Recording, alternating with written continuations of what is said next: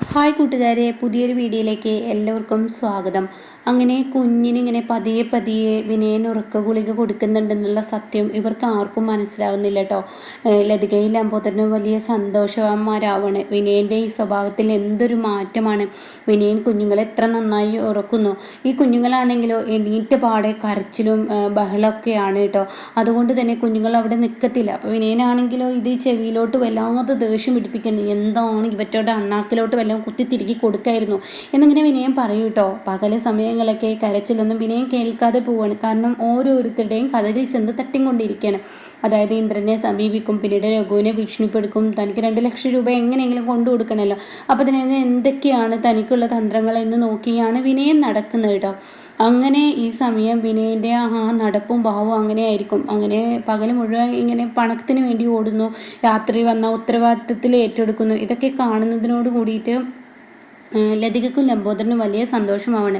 അപ്പോൾ ചീരുവാണെങ്കിൽ ഇടയ്ക്കിടയ്ക്ക് ചോദിക്കുകയാണ്, എന്താ അമ്മേ മക്കളുടെ വിവരം, മക്കൾ ഭയങ്കര ബഹളാണ്. പക്ഷേ വിനയന് ചെന്ന് കഴിഞ്ഞാൽ പിന്നീട് മക്കൾ ശബ്ദിക്കില്ല. വിനയൻ്റെ സാമീപ്യം അടുത്തുണ്ടെങ്കിൽ മക്കൾ വേഗം ഉറങ്ങും. പകൽ സമയത്തൊക്കെ ഞങ്ങൾ ഒരുപാട് ബുദ്ധിമുട്ടുന്നുണ്ട്. അവർക്കൊരു പക്ഷേ ഞങ്ങൾ മറന്നുകൊണ്ടായിരിക്കാം ചീരു. 1-2 ദിവസം കഴിഞ്ഞാൽ അവർക്ക് ശരിയാവും. പകലിങ്ങനെ കരയുന്നത് കൊണ്ടായിരിക്കാം. രാത്രിയിൽ വളരെ തളർച്ചയാണ് കുഞ്ഞുങ്ങൾക്ക് എന്ന് പറയുന്നുണ്ട് കേട്ടോ. ഒന്ന് ഉറക്കത്തിൽ നിന്ന് എണീക്കുകയോ ഒന്ന് അവരെ ഒന്ന് വിളിക്കുകയോ വെള്ളം കുടിക്കുകയോ പാൽ കുടിക്കുകയോ ഒന്നും ചെയ്യില്ല ചീരു എന്നൊക്കെ അതിന് പറയണം. അപ്പോൾ ചീരുവിൻ്റെ ഉള്ളിൽ ആരൊക്കെ എന്തൊക്കെയോ ഇരുന്ന് പറയുന്നത് പോലെ എൻ്റെ മക്കളെ ഞാൻ കൊല്ലാൻ വേണ്ടിയാണോ വീട്ടിലോട്ട് വിട്ടത് എന്നുള്ള ആ ഒരു തോന്നൽ. അപ്പോൾ ചീരു ആർച്ചയുടെയും ഭദ്രയുടെയും ഡ്രസ്സൊക്കെ എടുത്ത് നോക്കി ഇങ്ങനെ കരയണം. അപ്പം അമ്പിളി പറയുന്നുണ്ട്, എന്തിനാ മോളെ ഇനി ഇത്രയും റിസ്ക് എടുത്തെന്ന് അങ്ങോട്ടേക്ക് പറഞ്ഞയച്ചത്? അറിയില്ല ചേച്ചി, എന്തുകൊണ്ടാണ് ഞാൻ എൻ്റെ മക്കളെ അങ്ങോട്ടേക്ക് വിട്ടതെന്ന് എനിക്കറിയില്ല.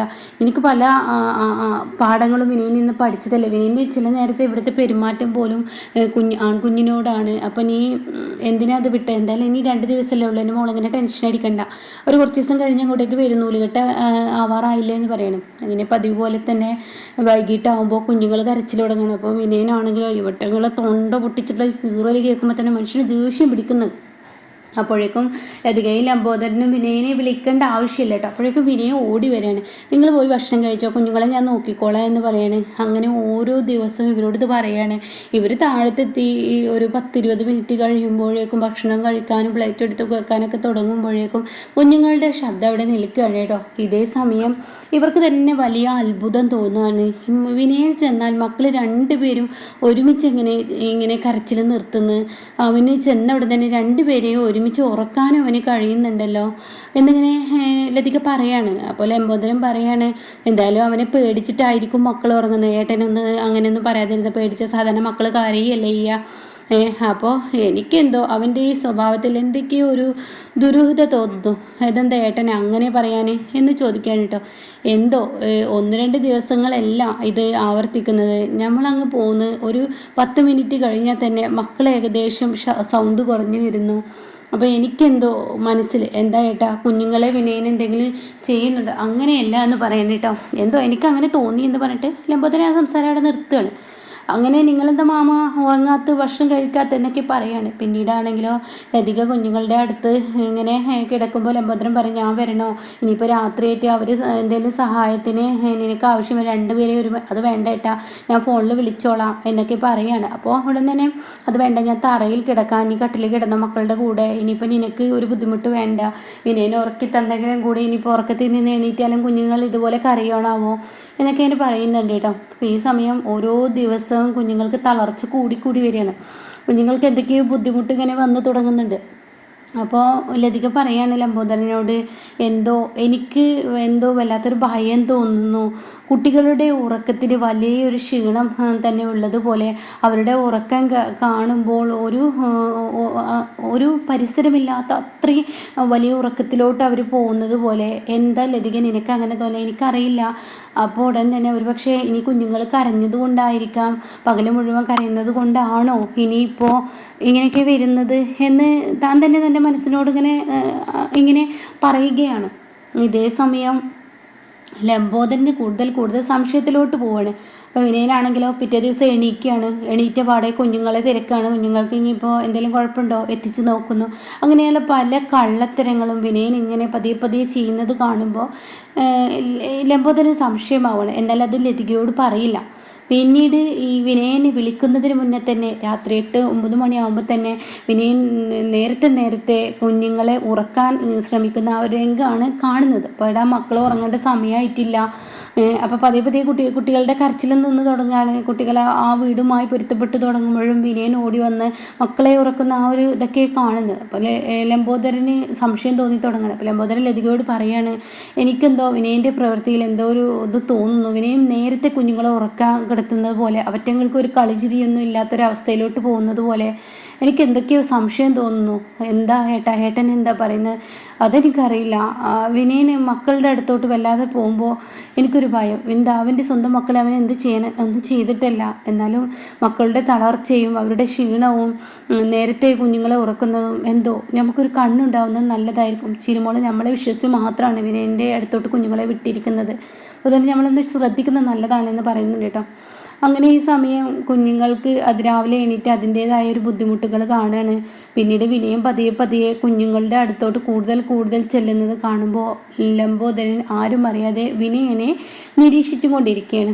അങ്ങനെ വിനയൻ ഒരു ദിവസം പുറത്തു നിന്ന് വരുമ്പോൾ ഒരു കവറുമായി വരികയാണ്. അപ്പോൾ ലംബോദരൻ ചോദിക്കുകയാണ്, ഇതെന്താടാ എന്ന് ചോദിക്കുമ്പോൾ, എന്തിനാ ആ മാവിന് എല്ലാ കാര്യങ്ങളിലും ഇടപെടുന്നത്, നിങ്ങൾക്ക് നിങ്ങളുടെ കാര്യം അതെന്താടാ കുട്ടികൾക്ക് തിന്നാൻ വേണ്ടി വല്ല മിഠായി വാങ്ങിച്ചു കൊണ്ടുവന്ന് വന്നാണോ എന്ന് പറഞ്ഞിട്ട് ആ പൊതിയങ്ങ് വാങ്ങുന്ന സമയത്ത് താഴോട്ട് ഈ മരുന്ന് വീഴുകയാണ്. അപ്പോൾ അതോട് കൂടിയിട്ട് ഇതാർക്കാടാ മരുന്ന്, എനിക്കെന്തെങ്കിലും കുഴപ്പമുണ്ടോ, അമ്മക്കാണോ ലതികക്കാണോ എന്നൊക്കെ ചോദിക്കുമ്പോൾ അവൾക്കുള്ള മരുന്ന് ഞാൻ പടുത്ത് മേടിച്ചതാണല്ലോ എന്നൊക്കെ ഇങ്ങനെ പറയാൻ കേട്ടോ. ആ സമയം വിനയൻ പറയാണ്, അത് പിന്നെ എനിക്കുള്ള മരുന്നാണ്, എന്താ എനിക്ക് മരുന്ന് കഴിക്കാൻ പറ്റില്ല എന്നുണ്ടോ എന്ന് പറഞ്ഞിട്ട് വിനയൻ ആ മരുന്നുമായി പെട്ടെന്ന് അവിടെ നിന്ന് ഓടിപ്പോകുന്ന ആ ഒരു രംഗമാണ് കേട്ടോ. അപ്പോൾ ഈ സമയം കൂടുതൽ ഇങ്ങനെ സംശയം തോന്നണം ലംബോദരൻ അത് പറയില്ല. പിന്നീട് രാത്രിയിലാവും ഒരു 7 മണിയൊക്കെ ആകുമ്പോഴേക്കും വിനയൻ, മക്കളെ ഞാൻ നോക്കിക്കോളാം അമ്മേ, മക്കൾക്ക് ഞാൻ ഭക്ഷണം കൊടുത്തോളാം, അവറ്റങ്ങൾ നേരത്തെ കിടന്നുറങ്ങിക്കോട്ടെ.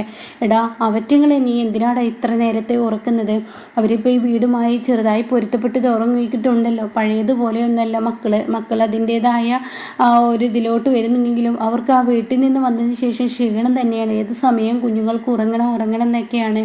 അപ്പോൾ അതുകൊണ്ട് അവരെ ഇത്ര പെട്ടെന്ന് പിടിച്ചുറക്കണ്ട, അവരുടെ കളിച്ചിരികളൊക്കെ നിന്നതുപോലെ അതൊക്കെ അമ്മക്ക് തോന്നലാണ്, അത് അമ്മയുടെ തോന്നലാണ്, അമ്മ പോയിക്കോ എന്ന് പറഞ്ഞിട്ട് ലതികയെ ലംബോദരൻ പറഞ്ഞു വിടുമ്പോൾ ലതികയുടെ അടുത്ത് നിന്ന് ലംബോദരൻ പറയണേ, നീ എങ്ങനെ മക്കളെ ഉറക്കുന്നത്, ഞാനൊന്ന് നോക്കട്ടെ, നീ ഇങ്ങ് റൂമിലോട്ട് കയറുന്നതും മക്കൾ പിന്നീട് ഉറങ്ങുന്നതാണല്ലോ കാണുന്നത്, ഇതെങ്ങനെ വിനയാൻ നിന്നെ കൊണ്ട് സാധിക്കുന്നത്, പകൽ ഞാനും നിൻ്റെ അമ്മയും ഒരുപാട് പാടുപെട്ടിട്ടും മക്കൾക്ക് തളർച്ച, ഭക്ഷണത്തിന് വേണ്ട അങ്ങനെയുള്ള ബുദ്ധിമുട്ടുകളൊക്കെ ഉണ്ട്, രണ്ടുപേർക്കും ഒരുപോലെ ആവില്ലല്ലോ, അപ്പോൾ എങ്ങനെ നീ ഓർക്കുക, അതൊക്കെ എൻ്റെ ഒരു ട്രിക്കാ എന്നൊക്കെ പറഞ്ഞിട്ട് നിങ്ങൾ പോയിക്കോ ഞാൻ ഓർക്കിക്കോളാം, ഇതിപ്പോൾ വല്ലാത്തൊരു കഷ്ടമാണല്ലോ എന്നൊക്കെ പറഞ്ഞു വിടണം കേട്ടോ. അങ്ങനെ ലംബോദരൻ്റെ ഉള്ളിൽ സംശയമാവണം. ഇപ്പോൾ ലതികയോട് പറയണേ, ഇനി ഭക്ഷണം എടുത്ത് വെക്ക്, ഞാൻ അപ്പോഴേക്കൊണ്ട് വന്നോളാം, ഒന്ന് വാഷ്റൂമിൽ പോട്ടെ, ഞാനങ്ങ് വന്നോളാം, നീ എന്നെ വിളിക്കണ്ട എന്ന് പറയണം. പിന്നീട് വിനയൻ റൂമിലോട്ട് കയറുമ്പോൾ വിനയൻ ഇവർ പോയോ എന്നിങ്ങനെ സ്റ്റെയറിൽ വന്ന് എത്തി നോക്കുന്ന ഒരു രംഗമാണ് കേട്ടോ ലംബോദരൻ കാണുന്നത്. ഇത് കാണുന്ന ലംബോദരന് കൂടുതൽ സംശയമാവാണ്. അപ്പോഴേക്കും കുറേ നേരം കഴിഞ്ഞിട്ടും തന്നെ ആങ്ങളെ വരുന്നില്ല എന്ന് കാണുമ്പോൾ ആങ്ങളെ തിരക്കി ലതികയെ അങ്ങോട്ടേക്ക് എത്താണ്. അപ്പോൾ ഉടൻ തന്നെ ഈ ലംബോദരൻ ഇങ്ങനെ കതകിൻ്റെ അടുത്ത് ഇങ്ങനെ എത്തി നോക്കുന്ന ഒരു രംഗമാണ്. എന്തേട്ടാ എന്ന് പറയുമ്പോഴേക്കും ലതികയുടെ വായ ഏട്ടനാണ്ട് പൊത്തിപ്പിടിക്കണം, മിണ്ടാതെ നിൽക്കുകയെന്ന് പറയണേ. അങ്ങനെ ഇവർ രണ്ടുപേരും വിനയൻ്റെ റൂമിലോട്ട് ഇങ്ങനെ വെക്കുമ്പോൾ ഈ കുഞ്ഞുങ്ങളിങ്ങനെ കരയുന്ന രംഗമാണ്. അപ്പോൾ ഈ കുഞ്ഞുങ്ങളോട് പറയണേ, നിങ്ങളുടെ തൊണ്ട പൊട്ടിക്കൽ, നിങ്ങളെ പ്രസവിച്ചിട്ട് അന്ന് തുടങ്ങിയതാണ് നിങ്ങളുടെ ഈ ചീറൽ, ഇവറ്റങ്ങളുടെ ഈ ചീറൽ നിർത്താൻ എന്നും ചെയ്യുന്ന മാർഗം തന്നെ ചെയ്യാമെന്ന് പറഞ്ഞിട്ട് താൻ ആ മരുന്നുണ്ടല്ലോ അത് ഈ 2 ബോട്ടിലും അത് പൊടിച്ച് ചേർക്കുന്ന ആ ഒരു രംഗമാണ് കേട്ടോ അവർ കാണുന്നത്. അത് കാണുന്ന ഏട്ടാ ഇവൻ എന്താ ചെയ്യുന്നത് അറിയില്ലടി, എന്താ ഇവൻ ചെയ്യുന്നതെന്ന് അറിയില്ല, എന്തായാലും ഇവൻ കാണിക്കുന്നത് എന്താണെന്ന് നമുക്ക് നോക്കാം എന്ന് പറഞ്ഞിട്ട് ആ ഗുളിക 2 ബോട്ടിലും കലക്കി ചേർക്കുകയാണ് കേട്ടോ.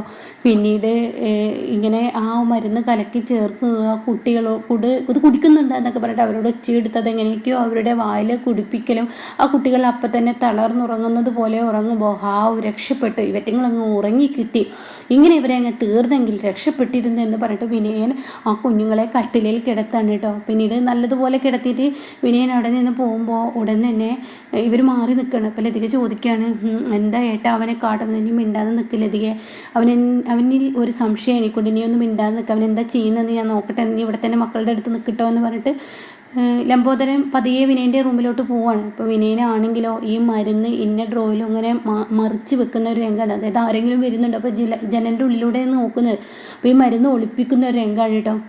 അങ്ങനെ പിന്നീട് അന്ന് ലതിക പൊട്ടിക്കരയാണ്. ഭക്ഷണം കഴിക്കാനൊന്നും ലതികക്ക് കഴിയുന്നില്ല. എന്താ ഏട്ടാ, മക്കളെ വിളിച്ചിട്ട് പോലും മക്കൾ വിളി കേൾക്കുന്നില്ല, മക്കൾ ഒരുമാതിരി തളർന്നുറങ്ങിയതുപോലെയല്ല, അവരെന്തൊക്കെ എടുത്ത് ഉറക്കിയതുപോലെയാണ് തോന്നുന്നത്. അത് തന്നെയാണ്, അവർക്ക് എന്തോ അവൻ കൊടുക്കുന്നുണ്ട്, ഉറക്ക ഗുളികയാണോ എന്ന് പറയാൻ കഴിയില്ല, അതുകൊണ്ട് തന്നെ ഇനിയും മിണ്ടാതിരിക്കുക, ഇപ്പോൾ അവനോടൊന്നും പറയണ്ടെന്ന് പറയണം കേട്ടോ. അങ്ങനെ ഈ സമയം പിറ്റേ ദിവസം രാവിലെയാണ്. മക്കൾ പതിവിലും കൂടുതലായി ഉറങ്ങുന്നു, വിളിച്ചാൽ ഉണരുന്നില്ല. അങ്ങനെയൊക്കെ ആകുമ്പോൾ ഇവർക്ക് ടെൻഷനാവുകയാണ്. അങ്ങനെ വിനയനെ പുറത്തോട്ട് പിന്നീട് പോവുകയാണ്. ആ പോയ സമയം ലംബോദരൻ വിനയം വെച്ച് ആ ഗുളിക എടുത്ത് കൊണ്ടുവരികയാണ്. അങ്ങനെ ഇത് നെറ്റിൽ സെർച്ച് ചെയ്ത് നോക്കുമ്പോൾ ഇത് ഉറക്ക ഗുളികയാണെന്നുള്ള സത്യം അറിയാൻ കേട്ടോ. ഇത് കാണുന്ന ലതികക്ക് താങ്ങാനാവുന്നില്ല. ലതിക പൊട്ടിക്കരയാണ് കേട്ടോ. ഈ പിഞ്ചു മക്കൾക്ക് അവൻ ഉറക്ക ഗുളിക കൊടുക്കുന്നു കേട്ടോ. അവൻ്റെ ക്രൂരത എത്രമാത്രം എന്ന് പറയുന്നുണ്ട് കേട്ടോ.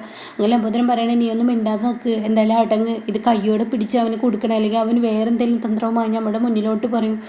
വിനയന് ഒരു പ്രത്യേക ക്യാരക്ടറാണ്, നിൻ്റെ മകനാണെന്ന് പറഞ്ഞിട്ട് കാര്യമില്ല, ഇനി ഈ പിഞ്ചു മക്കളെ വെച്ച് ഒരു പരീക്ഷണം നമുക്ക് വേണ്ട. അതുകൊണ്ട് എൻ്റെ ലതിക, നീ തന്നെ ഒരു തീരുമാനം എടുക്കണം. ഇവറ്റങ്ങൾ എവിടെയെങ്കിലും ജീവിച്ചോട്ടെ, പാവങ്ങളെ ഇഞ്ചിഞ്ചായി കൊല്ലുന്ന പ്രവൃത്തിയാണ് നിൻ്റെ മകൻ ചെയ്യുന്നത്. അതുകൊണ്ട് നാളെ ഈ വയസ്സുകാലത്ത് നീയൊക്കെ ജയിലിൽ പോയി കിടക്കേണ്ട അവസ്ഥ വരുമെന്നൊക്കെ പറയാണ്. അങ്ങനെ ലതിക ഇങ്ങനെ കരയാണ്, തനിക്ക് സങ്കടം താങ്ങുന്നില്ല. അപ്പോഴാണ് കേട്ടോ വിനയൻ കയറി വരുന്നത്. പതിവ് പോലെ തന്നെ വിനയൻ നല്ല രീതിയിൽ പറയും, എന്താ അമ്മക്കും അമ്മാവനും ഒരു ദേഷ്യം പോലെ, എന്താ നിങ്ങളുടെ മുഖത്ത്? ഒന്നുമില്ല, എന്താ മക്കൾക്ക് എന്താ ക്ഷീണം ഉള്ളതുപോലെ തോന്നുന്നതെന്നൊക്കെ ലതിക പറയണം. അത് അവറ്റങ്ങൾ ഉറക്കത്തിൻ്റെ കരച്ചിലിൻ്റെ ഭക്ഷണക്കുറവിൻ്റെ ഒക്കെ ആയിരിക്കും, അതൊന്നും ഇത്ര കാര്യമാക്കണ്ട. എന്തിനു തൊട്ടെന്നെ പിടിച്ച്? അല്ലടാ അവരെ എന്തിനു ഡോക്ടറെ അടുത്ത് കൊണ്ടുപോകുന്നു, അവർക്കിപ്പോൾ എന്താ കുഴപ്പം? അല്ലടാ അവർക്ക് വല്ലാത്തൊരു മയക്കമുണ്ട്, എന്തോ ഒരു പ്രശ്നമുണ്ട്, നീ അവരെ ഡോക്ടറെ അടുത്തേക്ക് അതിനൊന്നും ആവശ്യമില്ല, അമ്മ ഇന്ന് ദേഷ്യം പിടിപ്പിക്കണ്ട, വെറുതെ തൊട്ടത്തിനും പിടിച്ചതിനും ഓരോ സ്വഭാവം അവറ്റങ്ങൾ വിടക്കൊക്കെ കൊണ്ടിരിക്കുകയാണ്, ഇനി ഇങ്ങനെയൊക്കെ മതിയെന്ന് പറഞ്ഞ് പോവാണ്.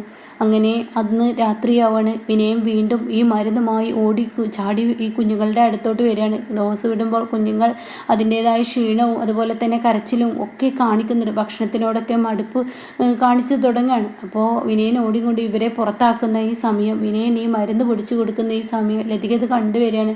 ലതിക കാണില്ല, ലതിക കൈയോടെ പിടിക്കുകയാണ്. എന്നിട്ട് എരണം കെട്ടവനെ, നിന്നെപ്പോലെ ഒരു വൃത്തികെട്ടവനെ ഞാൻ പ്രസവിച്ചു എന്നൊരു തെറ്റ് മാത്രമേ ഞാൻ ചെയ്തിട്ടുള്ളൂ.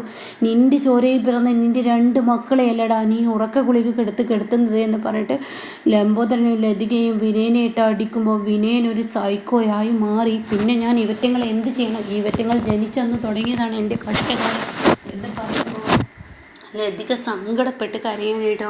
അങ്ങനെ ഇനി ആ മക്കളെ ആ വീട്ടിൽ നിന്നും ആരും അറിയാതെ ലതികയും ലംബോദരനും ചിരുവിൻ്റെ കൈകളിലോട്ട് എത്തിച്ചു കൊടുക്കുന്നുണ്ട്. അപ്പോൾ വിനയൻ്റെ ആ ക്രൂരത ഇവർ കൈയോടെ പിടിക്കുന്നൊക്കെ ഉണ്ട് കേട്ടോ.